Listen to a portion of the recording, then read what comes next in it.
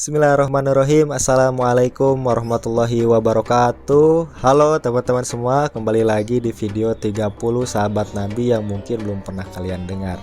Alhamdulillah, hari ini kita telah memasuki tokoh kita yang ke-9. Dia adalah Umair bin Wahab.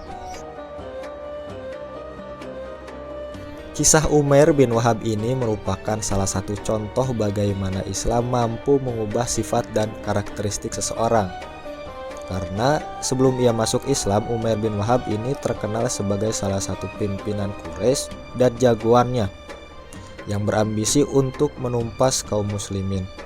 Bahkan di perang Badar ia memiliki tugas yang amat penting, yakni memata-matai kemah muslimin dan melaporkan jumlah, kekuatan serta persenjataan yang dimiliki oleh Rasulullah Muhammad dan para pengikutnya.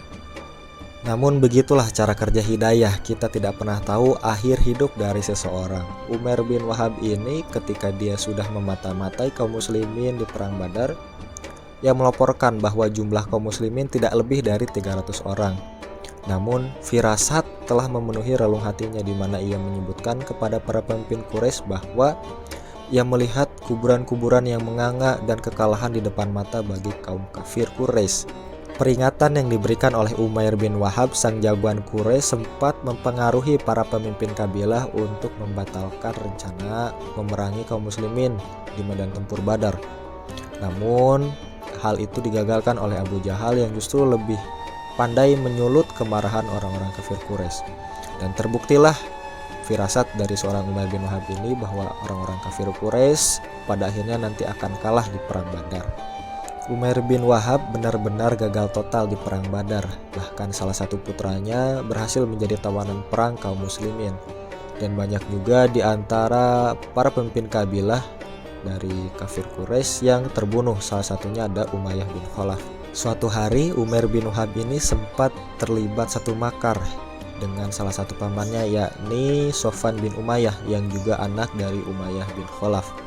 Dalam pembicaraan rahasia itu, Sofwan berkata, "Sungguh tidak ada lagi gunanya kita hidup setelah peristiwa memalukan di Badar itu." Umair bin Wahab pun menjawab, "Betul sekali.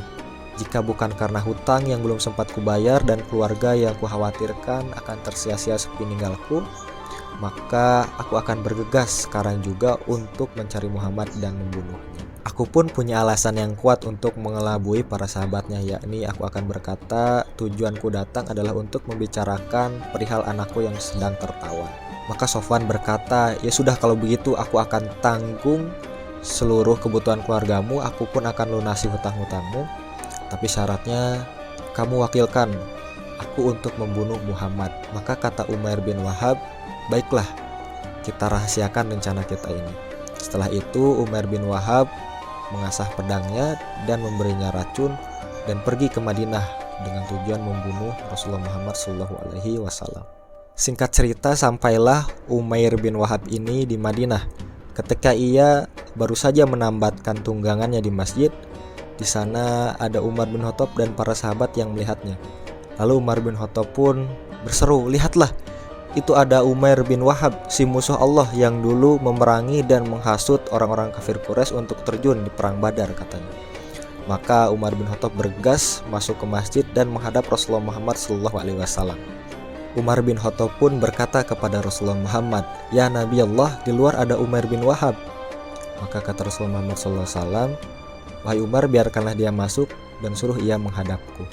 Maka dibawalah Umair bin Wahab ini menghadap Rasulullah Muhammad SAW, tetapi para sahabat masih berjaga-jaga memperhatikan gerak-gerik dari Umair bin Wahab ini. Namun Rasulullah Muhammad SAW berpesan, "Wahai Umar, biarkanlah dia." Umair bin Wahab pun mendekat dan mengucapkan selamat pagi seperti budaya jahiliyah. Namun kata Rasulullah SAW, "Wahai Umair, sesungguhnya Allah telah memuliakan kami dengan ucapan kehormatan yang lebih mulia dari ucapanmu itu, wahai Umar, yakni ucapan penghormatan untuk para penghuni surga, yakni salam. Assalamualaikum warahmatullahi wabarakatuh." Umair bin Wahab pun menceritakan tujuan kedatangannya, yakni perkara anaknya yang menjadi tawanan perang kaum muslimin saat perang Badar. Namun Rasulullah SAW justru berkata, "Wahai Umair, sampaikanlah apa yang sesungguhnya. Berkatalah terus terang, wahai Umair." Kata Umair bin Wahab, ya itulah tujuan saya, tidak ada lagi yang lain. Lalu Rasulullah Muhammad SAW pun berkata, bukankah kamu telah duduk dengan Sofwan bin Umayyah di atas batu? Lalu kamu memperbincangkan mengenai orang-orang Quraisy yang meninggal di perang Badar. Dan kau wahai Umair berkata, jika bukan karena hutang dan keluargamu, kamu telah pergi untuk membunuhku. Lalu Sofwan bin Umayyah menjamin akan melunasi hutang-hutangmu dan menjamin juga kebutuhan keluargamu asalkan kamu membunuhku, kata Rasulullah SAW. Padahal Allah telah menjadi penghalang untuk niat buruknya itu. Maka saat itulah Umair bin Wahab terkejut bukan main, karena dia dan Sofwan bin Umayyah telah merahasiakan perbincangan itu, dan saat itu tidak ada yang menyaksikan rencana makar yang dilakukan olehnya dan juga Sofwan bin Umayyah. Saat itulah juga Umair bin Wahab masuk Islam dan bersyahadat, asyhadu alla ilaha illallah wa asyhadu annaka rasulullah. Maka setelah itu Rasulullah Muhammad SAW bersabda kepada para sahabat yang lainnya, ajarkanlah saudaramu ini tentang agama, bacakan kepada dia Al-Quran dan bebaskanlah tawarannya. Maka sejak itulah Umair bin Wahab berbalik, yang asalnya sebagai sang jagoan Quraisy yang memusuhi Islam dan ingin menumpas Islam, menjadi sang pembela Islam hingga akhir hayatnya. Bahkan sampai Umar bin Khattab pun mengungkapkan, sesungguhnya aku lebih menyukai melihat babi daripada melihat Umair bin Wahab ketika dia mula-mula muncul di hadapan kita kaum muslimin. Tapi sekarang setelah Umair bin Wahab masuk Islam dan menjadi pembela Islam, aku lebih menyukainya dibandingkan sebagian anakku sendiri. Umair bin Wahab pun merasa kagum terhadap ajaran Islam. Ia seperti terlahir kembali setelah mengucapkan syahadat. Kesalahan-kesalahan yang telah lalu tidak diungkit-ungkit kembali oleh Rasulullah Muhammad SAW dan para sahabatnya. Bahkan ia dirangkul dan diperlakukan seperti halnya para sahabat yang lainnya, sehingga ia berniat untuk menebus segala kesalahan yang telah ia lakukan. Maka ia pun meminta izin kepada Rasulullah SAW untuk kembali ke Mekah dan berdakwah di sana. Pada hari-hari setelah Umair bin Wahab ini pergi ke Madinah, di Mekah, Sofwan bin Umayyah selalu mondar-mandir di jalan-jalan kota Mekah. Ia sering berangkat dari majelis ke majelis untuk menumpahkan kegembiraannya. Berbahagialah kalian wahai kaum Quraisy, karena tidak lama lagi akan ada berita gembira yang akan menghapus malu kita saat perang Badar. Ia tidak tahu bahwa di Madinah Umair bin Wahab telah masuk Islam.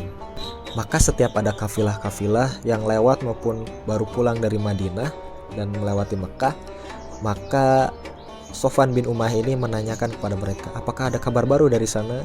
Apakah ada berita gempar yang terjadi di Madinah? Hingga ia menemui satu rombongan dan bertanya lagi, apa tidak ada satu peristiwa yang terjadi di Madinah? Lalu sebagian dari rombongan itu menjawab, iya ada. Beritanya adalah bahwa Umair bin Wahab, sang jagoan Quraisy itu telah masuk Islam dan sedang memperdalam Al-Quran. Betapa kaget Sofwan bin Umayyah mendengar berita tersebut. Lalu ketika Umair bin Wahab ini sudah sampai di Mekah seperti janjinya kepada Rasulullah Muhammad untuk berdakwah, ia senantiasa membawa pedang kemana-mana untuk berjaga-jaga. Nah, mula-mula yang menemui Umair bin Wahab ini adalah Sofwan bin Umayyah. Dan Sofwan bin Umayyah ini pun menumpahkan kekesalannya kepada Umair bin Wahab dan hendak menyerangnya. Namun ketika ia melihat Umair bin Wahab ini membawa pedang, ia pun hanya mencukupkan dirinya menumpahkan segala kekesalannya itu dengan mencaci, memaki, dan segala umpatan ia keluarkan kepada Umair bin Wahab. Umair bin Wahab ini pun memasuki kota Mekah. Lalu ia teringat salah satu kata dari Umar bin Khattab ketika ia masuk Islam. Demi Allah, tidak akan kubiarkan satu tempat pun yang pernah kududuki dalam keadaan kafir, melainkan akan kududuki pula dalam keadaan keimanan. Umair bin Wahab ini pun berdakwah di Mekah dengan penuh keberanian. Ia tidak menghiraukan segala bahaya yang akan ia tanggung ketika berdakwah di Mekah, karena iman yang sudah menghujam dalam hatinya dan niat untuk menebus segala kesalahannya karena telah memerangi Islam dahulu.